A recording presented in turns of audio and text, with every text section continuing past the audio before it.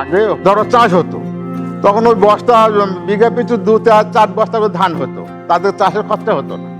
তা এই যে সরকার এসে আমাদের এই যে অনুদানটা দিচ্ছে, বছরে এই যে অনুদানটা দেয়, এটা আমাদের অনেক সুবিধা, কোনো অসুবিধা নেই আমাদের।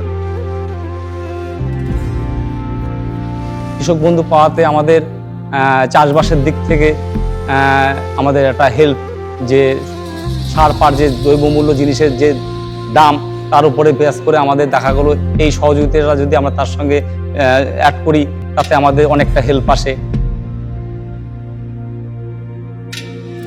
কৃষক বন্ধুটা পাঠিয়ে আমার বয়স 60 বছর 2 মাস যখন হয়েছে সেই থেকে, আর 65 বছর 5 বছর আমি এই কৃষক বন্ধুটা পাই। আমাদের কষ্ট বলে কোনো জিনিস নেই সরকার আসার থেকে, এই হলো শেষ কথা আমার কাছে।